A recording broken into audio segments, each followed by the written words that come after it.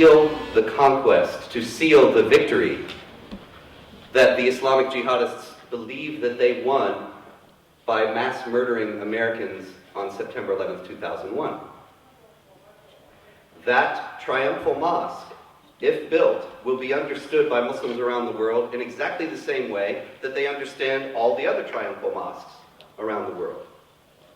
There is no way that a couple of imams in New York City are going to be able, even if they were sincere, which you will see in the film is highly questionable, but even if they were sincere, they will not be able to convince the vast majority of Muslims around the world that this is a whole new kind of mosque that's built to do something nice to infidels instead of something evil to them. It's never happened before, it's not happening now. We cannot let this mosque be built, because if this mosque is built, it will be the single most encouraging thing on the planet for Islamic jihadists. And they will come at us like they've never come at us before. So this film chronicles the story of the mosque construction, the resistance to the mosque, where everything stands now, and what we must do. Thank you again for coming, and now the director of the film, Pamela Geller.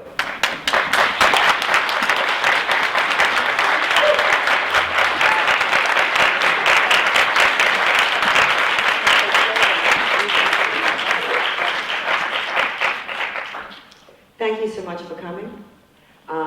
Those of you that were here yesterday, the hundreds that came, so many young people, which was so encouraging, because I cannot tell you how many of those young people came over to me and said, oh my God, I had no idea. There is so much that I didn't know. And in making this film, it was very, very difficult to make. It is difficult to watch. I'm warning you, the beginning is very graphic. And the reason why I included that is because there's been an embargo on these images. You'll notice, you'll never see images of 9/11. Nobody talks about 9/11. On 9/11, the pictures are dusted off, the telecasts are rebroadcast for a limited amount of time, and then it gets put back in the box. When I did a bus campaign, as I said yesterday, and I couldn't run it because I was using an image of the attack. The historical record, a photograph, I could not use because it was deemed offensive. But a 15-story mosque, looking down in a building that was destroyed by the landing gear of the planes, that's somehow not offensive. It is outrageous, it is deliberately provocative, and it's contemptuous how they talk to us. And the reason why I made this film was the historical record of this fight must be documented. History must show that there was fierce opposition. And not only fierce opposition, but how the story arced. How it was ignored. First it was heralded by the New York Times, and then ignored. And by virtue, by the power of the people that came out to our rallies, tens of thousands. And even then, the media ignored it. And that story became viral on the net. People sent it to their email lists, the photographs of the June 6th rally. And then the media had no choice but to cover it. And when they don't cover it, they shape it. They shape the story. And you see how they demonize the opposition. But worse, the 9/11 families who took the hit for all of us, because we were all a target. They are victimized again. I have to thank, they're not here, all the 9/11 families. The 7 who spoke yesterday, they got on a train, they came down here, they got here at 2 o'clock, and they got back on a train at 6:30 because they couldn't get childcare, they wanted to stay over, they couldn't stay over. I want to thank Eileen Walsh, who lost her firefighter son. She's in the audience. She won't be able to stay for the whole thing. Her daughter Patricia lost her brother. Nellie Brzezinski lost her son. This movie will show you how the Ground Zero Mosque came onto the national landscape, how everybody who was fighting the mosque was demonized, And I want you to understand the context of how and why this happens. The media is self-censoring. They are enforcing Islamic law. Islamic law says you cannot insult or defame Islam, even if it's true. My friend Geert Wilders, or in America, Gert Wilders, yes, he deserves applause, he's in this film. He spoke, he flew in, and spoke on the September 11th rally, and flew right out. That's how critical he understands this fight to be. He's on trial for hate speech. Now, if you've seen his movie Fitna, you know there's nothing incorrect. It's a small documentary on Islamic terror. And the Dutch criminal court said, it doesn't matter if what you're saying is the truth. What matters is that it's illegal. And that is the Sharia. That is Islamic law. And in Muslim countries, if you insult or defame Islam, it's blasphemy. And they kill you. Anybody who reads the news, not in the mainstream media, but online, see the Christians that are being executed in Muslim countries for blasphemy law. One, was it a doctor, was just charged for blasphemy because he threw out the business card of a man whose name was Muhammad. Yeah.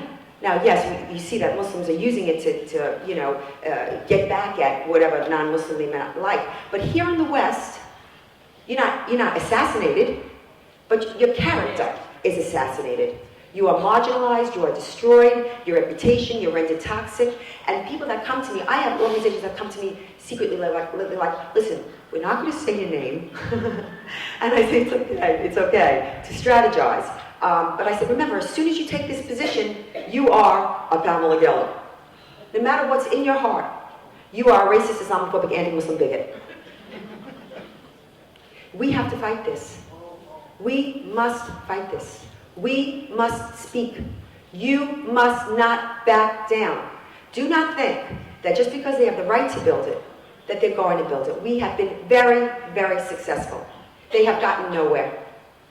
Imam Raouf has been exposed for the deceitful extremist that he is, which he is. And they're silver-tongued. They are the very best. Daisy Khan, or Daisy Little Khan, extraordinary liars, extraordinary. But he was removed, still on the board, and even more contemptible is Daisy Khan is on the board of the 9/11 Memorial and Museum. I mean, this galls the 9/11 family members who, as you heard Rosaline, I mean, I know Rosaline a long time, but I had never heard anybody read the contents of the autopsy report. That was devastating. Because if you hear what they received of their brother, of her brother and son, and then to say that that's not ground zero, it's another attack. It's like when someone's having a stroke, they keep infarcting. That was 9/11 was the opening salve.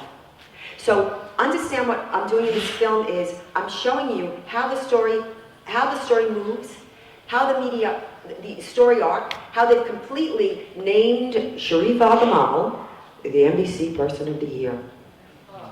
Why? Man was a waiter. Where he got the $4.5 million to buy the building is from Elizanti, right? Very shady, very shady. Medicaid fraud.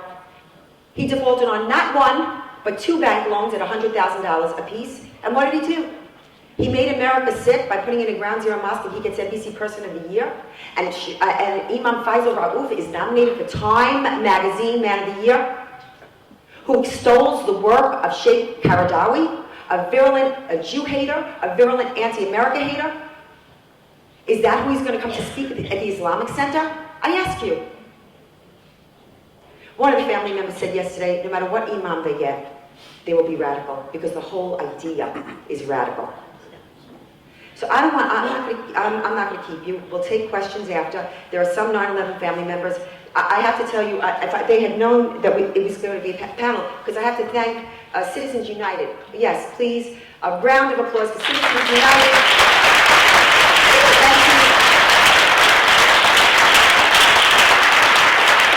Because they wrote me and they gave me this. Okay, so I didn't promote it, and I'm thrilled to see that you're here. Thank you so much. I mean, we were up against Ron Paul yesterday. We had a full house. That's pretty big. I thank you. You couldn't even get to my event because the Ron Paul line was 6 feet deep. Okay, I think we should start the film.